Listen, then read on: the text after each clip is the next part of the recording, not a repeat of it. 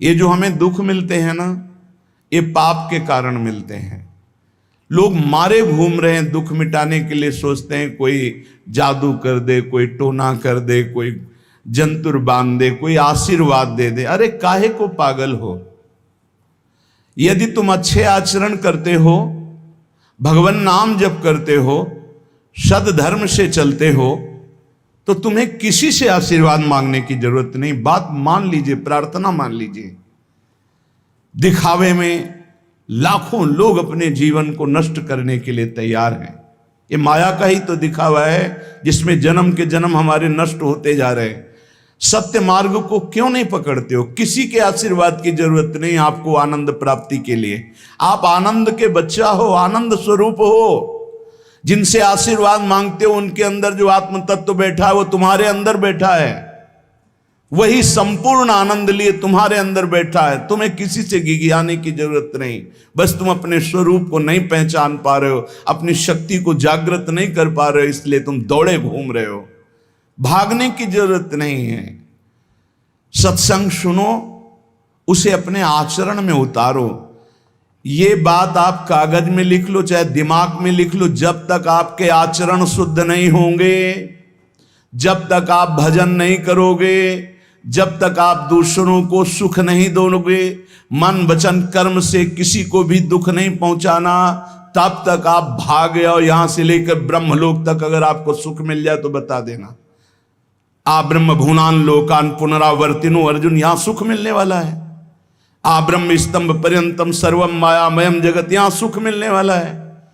अगर सुख सिंधु भगवान का भजन नहीं करेंगे, बैठ के अपने घर में बैठकर आधा घंटा भजन नहीं करेंगे, मारे घूम रहे हैं, सोच रहे हैं ये भगवान का अवतार है, हमारा कल्याण हो जाएगा। ए भाई, जब भगवान वास्तविक अवतार लिए और जो भजन नहीं किए उनका भी कल्याण नहीं हुआ। भगवान के अवतार के समय हम भी रहे होंगे कहीं ना कहीं, किसी जीव जंतु के कल्याण हुआ क्या? अब भजन करोगे तो कल्याण हो जाएगा। हमारी बात मान लो। बार बार आपको कभी कड़वे शब्दों में, कभी मीठे शब्दों में बताते हैं, ए भाई, बचपन से भगवान के मार्ग में लगे हुए हैं, हमको अपना कर्म भोगना पड़ रहा है। जो शरीर रचना के समय रचा गया था वो सुखद या दुखद कर्म भोगना पड़ा। रामकृष्ण परमहंस जी के कैंसर था, भाई जी हनुमान प्रसाद पोद्दार जी के उदर में कैंसर था, बड़े बड़े महापुरुषों को भोगना पड़ा। तो प्रारब्ध को भोग लो। ये भोगने की सामर्थ्य नाम जप से आ जाएगी, और नाम जप करके जन्म मरण के चक्र से मुक्त हो जाओ। मान लो मेरी बात। क्या वृंदावन की परम पावन रज से बढ़कर त्रिभुवन में कोई रज है? इस रज में बैठकर तुम्हें आनंद नहीं मिल रहा तो कहां मिलेगा तुम्हें? क्या भगवान नाम से बढ़कर कोई अमोघ शक्ति है जो भगवान को अधीन कर सके? सुमिर पवन सुत पावन नामू अपने बस करी राखे रामू, लेकिन समझ में नहीं आता। ये जीव सोचता है कोई तपस्वी, कोई सिद्ध से हमारे दुख दूर हो जाए। नहीं, भगवान के वचन सुन लीजिए। दैवी हेषा गुणमयी मम माया दुरत्तया मामेव ये प्रपद्यन्ते माया में ताम तरंतिते। ये गुणमयी माया को पार करना बहुत कठिन है। एकमात्र उपाय है, मेरी शरण में आ जाओ। हरि शरणम श्री कृष्ण शरणम मम।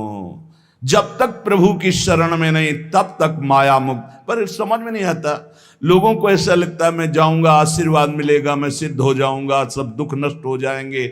आप समझो, हमारी प्रार्थना को समझो। हम अंदर से पीड़ित होकर बोल रहे हैं, आप लोग समझते नहीं हो। भगवान का भजन किए बिना कहीं भी भाग के चले जाओ, आपको शांति नहीं मिलेगी प्यारे। और घर में बैठकर यदि भजन करोगे तो घर तीर्थ हो जाएगा, घर में भगवान पधारेंगे, आप आनंदित हो जाओगे। संत संग का फल होता है भागना, मिट जाना। सत्संगत संस्कृति कर अंता, ये जो जन्म मरण का भागना ये मिट जाएगा। ये छोटे मोटे भागने से, शब्द सुना, मनन किया, आचरण में लग गए। कभी महीना 2 महीना में अगर संयोग बना तो हम बैठ के सत्संग सुन रहे हैं, नहीं तो हमारे पास यंत्र है, हम रोज उससे नवीन उत्साह प्राप्त करें भगवत मार्ग में चलने का। जब मिले तब दर्शन कर लिए, नहीं तो हम उनकी आज्ञा पर चल रहे हैं तो हमारा सदैव सानिध्य है। भागने की जरूरत नहीं। नहीं भाई नहीं, थोड़ा चैन लो, थोड़ा शांति लो, भागने की जरूरत नहीं है। अंदर से भगवान को सुमिरन करने की जरूरत है। थोड़ा संयम में आओ। जिसको देखो मनमानी आचरण कर रहा है, सोचता है कोई संत महात्मा आशीर्वाद दे देंगे, तो तुम्हें संत महात्मा मिलेंगे ही नहीं। तुम करोगे पापाचरण तो संत महात्माओं का सानिध्य ही नहीं मिलेगा। पापवंत कर सहज स्वभाव, भजन मोर ते भावन काऊ, जो पे दुष्ट हृदय सोई होई, मोरे सन्मुख आओ की सोई। अच्छे आचरण करो, घर बैठे महात्मा मिल जाएंगे, कोई आ जाएंगे ऐसे, तुम्हें कृतार्थ कर जाएंगे। कहीं तुम भेज दिए जाओगे जिनके वचन से तुम कृतार्थ हो जाओगे। हमारी प्रार्थना को मानिए, अपने इस अमूल्य मानव जीवन को कूड़ा करकट की तरह मत नष्ट कीजिए। श्रीपाद कह रहे, नेत्रे उत्पाटित सपदि स्त्री क्षणे लालसा चेत। यदि ये गंदी लालसाएं उत्पन्न हो रही हैं तो थोड़ा शासन में लाओ अपनी इंद्रियों को, छूट मत दो। बहुत जीवन व्यर्थ कर दिया इन इंद्रियों ने, अब सावधान हो जाओ। तुम स्वतंत्र सिंहवत जीवन व्यतीत करने के लिए मानव जीवन प्रकट किए भगवान ने तुम्हारा। तुम इंद्रियों के गुलाम होकर, मन के गुलाम होकर, भोगों के गुलाम होकर के जीने के लिए नहीं आए हो मनुष्य देह में। देवता तरसते हैं इस मानव देह के लिए। क्यों? क्योंकि साधन धाम मोक्ष कर द्वारा, इससे साधना करके हम जीवन मुक्त महापुरुष हो सकते हैं। लेकिन नहीं, बस कोई ऐसा कुछ कर दे जिससे हमारा पति बन जाए, कोई ऐसा कर दे कि हम स्वस्थों को भोग भोगें, कोई ऐसा कर दे सारी झंझटें मिट जाएं। अरे औरों की तो बात जाने दो, भगवान जिनके घर में अवतरित हुए आप वहां दृष्टि डालिए। इतने बड़े भजनानंदी महात्मा वसुदेव और देवकी कंस कारागार में बंद किए हुए, भगवान पधार रहे हैं हथकड़ी बेड़ियों से जकड़े हुए। आप विचार कीजिए, भगवान के सिवा तुम्हें कोई बंधन मुक्त नहीं कर सकता। और सब तरंगे हैं, भगवान भगवान है, हमारी बात को समझ लो। भगवान भगवान है, भगवान के भाव में डूब करके सब भगवत स्वरूप हैं। तरंग में वायु विकार है, वायु विकार हटा तो समुद्र ही है। पर इतना भेद है कि समुद्र करोड़ों अनंत तरंगे प्रकट कर सकता है, लेकिन एक तरंग समुद्र नहीं प्रकट कर सकती। ऐसे ही जितने महापुरुष हैं, जितने सिद्ध महापुरुष हुए, भक्त हो चाहे ज्ञानी हो चाहे योगी हो, वो माया विकार को नष्ट करके ब्रह्म रूप में लीन हो गए, तो ब्रह्म स्वरूप वो भी हो गए। ब्रह्मविद ब्रह्म ही भवति। लेकिन ब्रह्म तो ब्रह्म है, जिसने एक संकल्प मात्र से अनंत सृष्टि का सृजन कर दिया, उसकी समानता करने वाला त्रिभुवन में कोई नहीं है। तो उन्हीं भगवान की, चाहे निराकार मानो, साकार मानो, सगुण मानो, निर्गुण मानो, उन्हीं भगवान की शरण में जाने के लिए सब संत महात्मा, और जो भगवान की शरण से अलग करके अपने को भगवान माने, तो हमें लगता है फिर बचना चाहिए ऐसे भगवानों से, जो अपने वचन से, अपने आचरण से, अपने हृदय की भावनाओं से जीवों के माया जनित आकर्षण को नष्ट करके श्री भगवान से प्रीति करावे। उसे संत कहते हैं, उसे ब्रह्मर्षि कहते हैं, उसे महात्मा कहते हैं, उसे भक्त कहते हैं। शास्त्र उठा के देख लो, ब्रह्म स्वरूप हो गए हैं। दूसरों ने अनुभव किया कि साक्षात ब्रह्म है, लेकिन वो जब बोले तो अपने को ब्रह्म नहीं बोले। गोस्वामी तुलसीदास जी साक्षात भगवान के स्वरूप हो चुके। वो क्या कह रहे हैं? जो मैं अपने अवगुण कहूं, बाढ़े कथा पार नहीं लहूं, ताते मैं कछु अलप बखाने, थोड़े महू समुझे सयाने। कह रहे मैं अपने अवगुणों की यदि कथा कहूं तो ग्रंथ भर जाएगा। थोड़े बता दिए हैं कि मैं अवगुणी हूं, इसमें जो विवेकी जन हैं वो समझ पाएंगे मेरी बात को। क्या समझ पाएंगे? कि भगवान की शरण में जाने से जीव भगवत स्वरूप हो जाता है। गोस्वामी जी भगवत स्वरूप है, सामने भगवान बैठे हुए सबरी माता का स्तवन कर रहे हैं नवधा भक्ति के द्वारा। और सबरी जी ऐसा कह रहे, अधम ते अधम अधम अति नारी, तिन माँ मैं मति मंद अघारी। ये है महापुरुष, भगवान के चरणारविंद की नाम की लीला कथा की वृत्ति हृदय में जिनके संग से जागृत हो, वही सत्संग है। हम लोग बड़े बावरे हैं, अरे तरंग कभी समुद्र प्रकट कर सकती है? सब तरंगे हैं, वायु विकार हटा समुद्र हो गई, मुझे कोई इस पे संशय नहीं। बूंद अलग है तो बूंद है, और समुद्र में गिर गई तो समुद्र है, लेकिन बूंद समुद्र नहीं प्रकट कर सकती।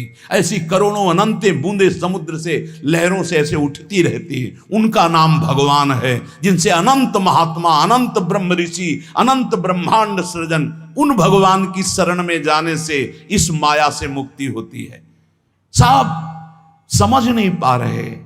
अरे जिनका नाम जप कर, जिनका चिंतन करके, जिनके आश्रय से जीव ब्रह्ममय हो जाता है, भगवत स्वरूप हो जाता है, वही तुम्हें करना है। यही सत्संग से प्राप्त होता है। अगर ये ना प्राप्त हो तो सत्संग नहीं है, वो कहीं ना कहीं घुमा करके हमको भटकाया जा रहा है। भगवान भगवान है, वही सबके हृदय में है। जो हृदयस्थ भगवान में तन्मय हो गया, उसमें और भगवान में अंतर नहीं, बिल्कुल मुझे संशय नहीं। पर भगवान भगवान हैं, इतना समझना पड़ेगा। उनके स्थान में कोई नहीं है, उनके समान कोई नहीं है, फिर उनसे बड़ा कौन हो सकता है? ये भोले भाले जीव समझते नहीं, भागे घूम रहे। उन्हीं भगवान का नाम जप करो, चीख चीख के कहते हर प्रश्न का उत्तर नाम है। अगर नाम जप करके देखो तो प्रश्न ही नहीं रह जाएगा, सब समाधान हो जाएंगे। और भागे घूमे तो कभी प्रश्न की कभी शांति नहीं होगी, संशय पर संशय उठता चला जाएगा।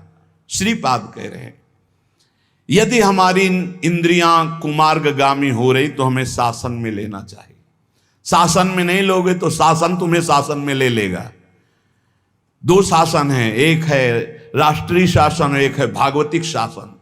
भागवतिक शासन जब लेगा तो फिर कोई बचा नहीं सकता, इसलिए अभी अवसर है, निकल चलो, निकल चलो। भागने की कहीं जरूरत नहीं, किसी से आशीर्वाद नहीं मिलेगा। कब होगा? हम कह रहे राधा राधा जपो, अगर कल्याण ना हो जाए तो हमें बता देना। भगवान अर्जुन से क्या कह रहे हैं? सामने अर्जुन जी खड़े हैं, कह रहे हैं तुम मुझे तभी अनुभव कर पाओगे जब अनन्य चेता सततम यो माम स्मृति नित्य सा तस्याम सुलभा पार्थ। सामने खड़े हो, कह रहे सुलभ नहीं हूं मैं, सुलभ उनके लिए हूं जो मेरा अनन्य भजन करते हैं, अनन्य चिंतन कर। पकड़ ही नहीं पा रहे, लाख सत्संग सुन रहे, पकड़ ही नहीं पा रहे। बिल्कुल नहीं, ऐसे नहीं हो। थोड़ा विवेकवान हो, मनुष्य जीवन मिला है। ऐसा नहीं कि कोई तुम्हें प्रलोभन दे दे तो हम तुम्हारे रोग नष्ट कर देंगे, हम तुम्हें सिद्ध कर देंगे, हम तुम्हें धनी बना देंगे। हम कहते हैं कि हो सकता है 1000 जाते उनमें से 100 लोग ठीक हो गए हों। कैसे? पूर्व का पुण्य 100 का तुक्का लगा और ठीक हो गए। वो कहते हैं कि मैं कसम खा के कहता हूं मैं ठीक हो गया हूं। हम बिल्कुल 100% मानते ठीक हो गए, लेकिन उसके प्रताप से नहीं, आप अपने पुण्य प्रताप से ठीक हो गए। आपके ठीक होने का समय आ गया है, इसलिए आपका तुक्का लगा, आप गए, यश उसको मिल गया और आपका काम बन गया। हमारी बात को समझो। अपने लोग बहुत शास्त्र सम्मत, बहुत उसको सुलझ कर भगवत मार्ग को चल करके आपको बोल रहे हैं। अगर इन कर्मों को मिटाने के लिए जो हमारे शास्त्र बने हुए हैं उनके सिद्धांत के अनुसार चला जाए तो मिटा दिया जाएगा। लेकिन जब मिटाने की सामर्थ्य आती है तब लगता है अब इसको रख के क्या करेंगे, हमारे को तो प्रभु के पास जाना है, हमें तो दिव्य भाव देह प्राप्त है, हमें अपने स्वामी, अब इस शरीर का क्या करेंगे। तो जैसे सांप अपनी केचुल से संबंध नहीं रखता, ऐसे महापुरुष अपने शरीर से संबंध नहीं रखते। आप हमारी बात को समझ नहीं पा रहे, भटकते घूम रहे हैं, मारे घूम रहे हैं, क्लेश, अशांति, नाना प्रकार के दुख।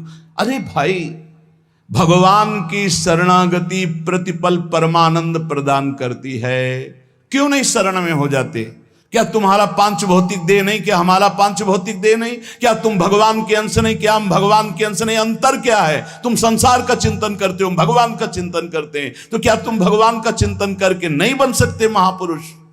क्या तुम स्वयं ऐसी शक्तियों को जागृत नहीं कर सकते?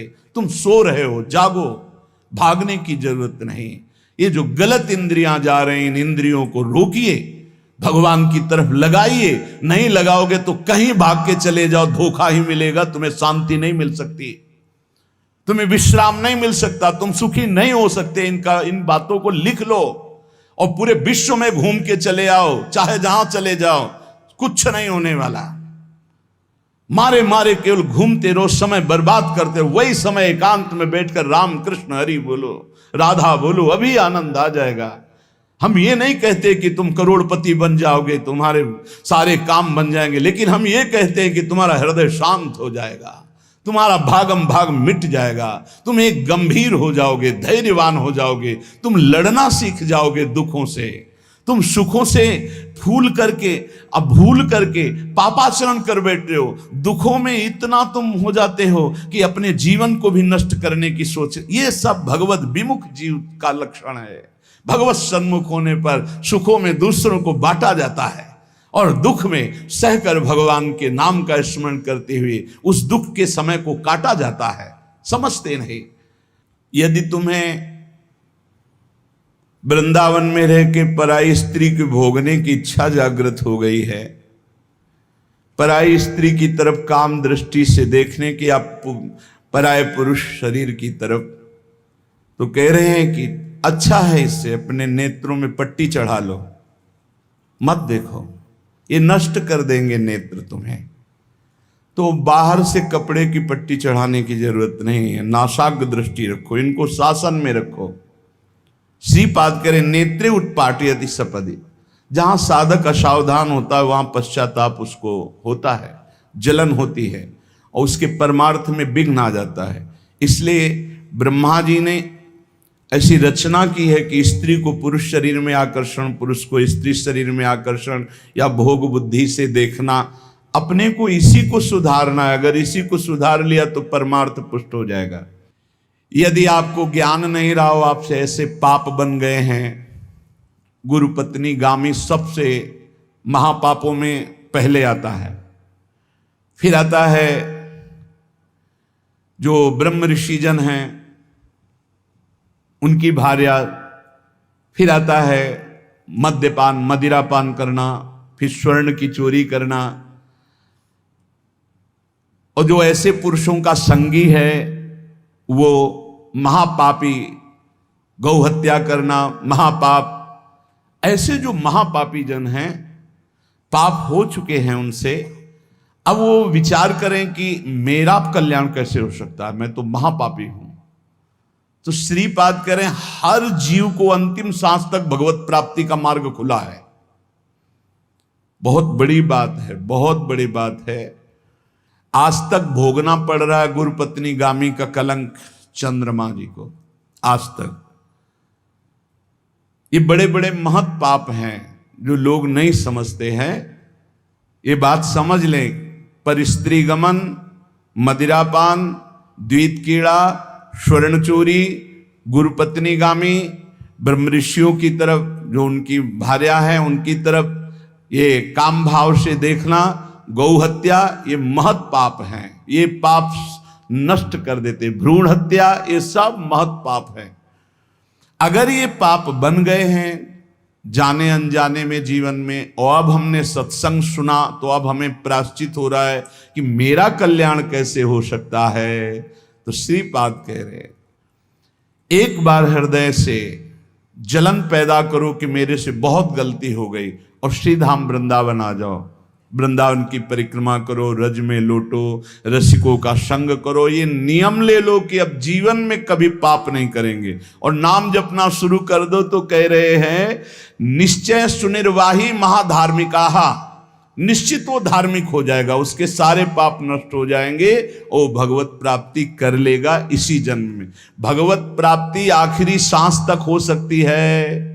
आखिरी सांस में बोला राधा राम कृष्ण हरि, बिल्कुल भगवत प्राप्ति हो जाएगी। विश्वास कर लो इस बात पे। इसलिए कोई भी कभी निराश न हो कि मुझे भगवत प्राप्ति नहीं हो सकती, मेरा कल्याण नहीं हो सकता। इस श्लोक में श्रीपाद ने बताया, यदि ऐसे महापाप किए हुए हो तो श्रीधाम वृंदावन आ जाओ। धाम है भगवान का, निज धाम है। जो बड़े बड़े तीर्थों के अवगाहन से पाप नष्ट नहीं होते, जो कि महापाप कहलाते हैं, वो धाम में रज में लौटने से, परिक्रमा करने से, नाम कीर्तन करने से, सत्संग सुनकर सतमार्ग में चलने से, कह रहे हैं निश्चय सुनिर्वाही महाधार्मिका, निश्चय उसके सारे पाप नष्ट हो जाएंगे और वो धार्मिक ही नहीं महाधार्मिक हो जाएगा। यदि ऐसा पुरुष है, ऊपर के श्लोक में जो बताया महापापी, अब कह रहे हैं अगर ऐसा पुरुष है कि कभी धर्म की चर्चा ही नहीं सुनी। जो सदैव अधर्म में ही ग्रस्त रहा है और इतना नीच है कि पापी लोग भी उसकी निंदा करते हैं। कुछ पाप ऐसे होते हैं जिनकी पापी लोग भी निंदा करते हैं। जैसे जेल कोई जाता है, हमें बताया गया है, तो उनमें कैदी लोग पूछते हैं क्या करके आया है, वो बताया गया कि भाई ये राष्ट्र रक्षा के लिए ऐसा ऐसा किया, पर अधिकार नहीं था, तो अनाधिकार चेष्टा में इसने अपने समाज की रक्षा के लिए ऐसे ऐसे किसी ऐसे उपद्रवी को मारा। तो हाथ मिलाते हैं उसको सम, ये काहे क्या है, बोले अपनी बेटी के साथ ऐसा गंदा आचरण कर। तो बोले वहां के कैदी भी गुस्सा होकर उस पर दृष्टि रखते हैं, उसे घृणित दृष्टि से देखते हैं। तो यहां कह रहे हैं जो धर्म की वार्ता नहीं जानता, अधर्म से ग्रसित रहा है, और नीच पुरुष पापी लोग भी उस पर क्रोध दृष्टि से देखते हैं कि बहुत ही नीच है ये। ऐसे खोट कर्म करने वाला समाज से जो बहिष्कृत हो चुका है और निश्चित हो चुका है कि अब इसकी दुर्गति पक्की है, उसके लिए भी एक चांस है। बोले निजोरु कृपया शांत्या च वृंदावनम स्वस्मिन नामृत चेत ददाति वसतिम धन्योस्ति वृंदावने। बोले निज कृपा से वृंदावन उसको पावन कर सकता है यदि वह करके ये जीवन भर का नियम ले ले कि अब मरूंगा तो इसी रज में वृंदावन से कभी बाहर नहीं जाऊंगा, तो असीम कृपावान प्रिया प्रीतम का निज धाम ये उसके सारे पापों को नष्ट करके उसे धन्य कर, धन्योस्ति वृंदावने, उसे धन्य बना देगा।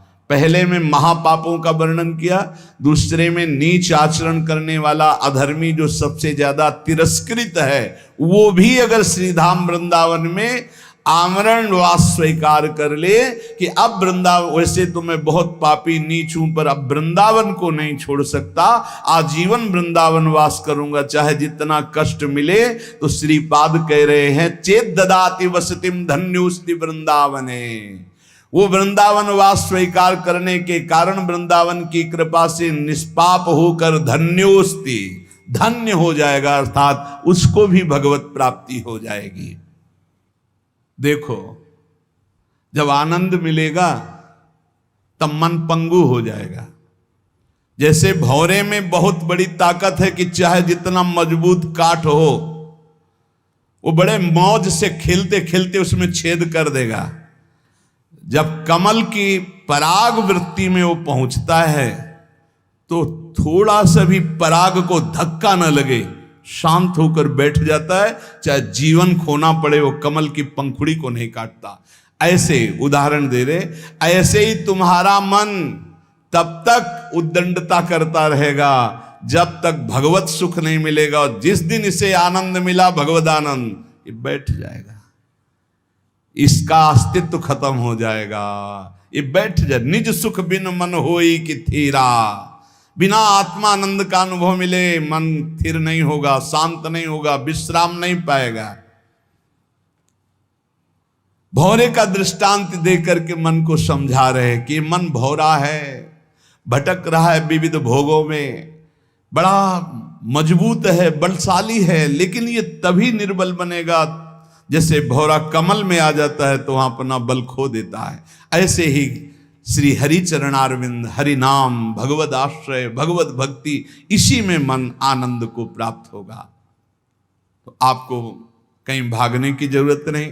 आपने सुना कि जंगल में भागने से क्या होगा, जल पीने से क्या होगा, फलाहार रहने से क्या, शांति से अपने घर को ठाकुर जी का मंदिर मान लो, खूब नाम कीर्तन करो, भगवत चर्चा करो, भगवान का सुमिरन करते हुए जीवन व्यतीत करो, इधर भी सुखी परलोक में भी सुखी। किसी से आशीर्वाद मांगने की जरूरत नहीं, दौड़ने भागने की जरूरत नहीं, हाहाकार मचाने की जरूरत। ये बहुत आनंद का जीवन है मानो दे, बस सुलझ जाओ, शांत हो जाओ, जहां तुम हो वहीं सब ठीक है। जो मिल जाए, रूखा सूखा फल है, अन्न है, जल है, जो मिल जाए, प्राण पोषण करो, भगवान का चिंतन करो, सद आचरण करो, बड़ा आनंद में जीवन होगा। लेकिन आनंद से जीने के लिए असद आचरण करते हो, पापाचरण करते हो, आनंद की खोज में। कहाँ पापाचरण में आनंद है? इसलिए सद आचरण में आ जाओ, भगवद आश्रित हो जाओ, खूब नाम जप करो। भगवान मंगल भवन है, इस गेम से निकाल देंगे। बहुत बड़ा एक गेम है, बहुत बड़ा गेम है। जीतते जीतते हार जाओ, हारते हारते जीत जाओ। तो हम तो जीत गए। नागरी दास ही जन्म जितायो, बलिहारी बलिहारी हमारी सबही बात सुधारी। कृपा करी श्री कुंज बिहारी, और श्री कुंज बिहारी हमारी सबही बात सुधारी। राख्यो अपने वृंदावन में, बस खास बात बल गई। नहीं, आप क्या समझते हो? हाहाकार मचा हुआ, तांडव मचा हुआ माया का। ये तो धाम है, इसके प्रभाव से आप बिल्कुल शांत आनंदमय हो। धूल भरी आंधी दूर से निकल रही। नहीं तो आप संसार में देखो, सतोगुण रजोगुण तमोगुण 3 गुण है। सतोगुण तो कहीं कहीं नहीं, रजो और तमो की तांडव वृत्ति मची हुई है। जहां कहीं भगवत चर्चा, भगवत नाम कीर्तन, भगवत गुण, बहुत विक्षेप माया डालती है। इसलिए खूब नाम जप करो, इसी जन्म में भगवत प्राप्ति कर लो, दोबारा इस कलयुग में जन्म ना हो। पक्का ऐसा भजन करो कि आगे अब देखते जाओ। अरे भाई, बड़ा आश्चर्यमय समय, बड़ा आश्चर्यमय समय है। अभी तो कुछ है नहीं, अभी तो बबुआ है कलयुग, घुटने के बल चल रहा है। थोड़ा खड़ा होने दो, फिर ताल ठोकने दो। 4,32,000, अभी तो 32,000 नहीं पूरे हुए, थोड़ा 1,00,000 1,50,000 पूरे होने दो, फिर इसका है, उसका अपना राज्य है। इसलिए कलयुग के दोषों से बचने के लिए, माया के प्रभाव से मुक्त होने के लिए, समस्त दुखों का नाश करने के लिए समर्थ है भगवान नाम। खूब नाम जप करो, नाम कीर्तन करो, भगवत चर्चा करो, इसके सिवा कोई उपाय नहीं है। जहां और कुछ उपाय बताया जाए तो भटकाव है। हमारी प्रार्थना मान लीजिए, निस्वार्थ बात आपसे कह रहे हैं, आपके मंगल के लिए कह रहे हैं, शास्त्र सम्मत कह रहे हैं।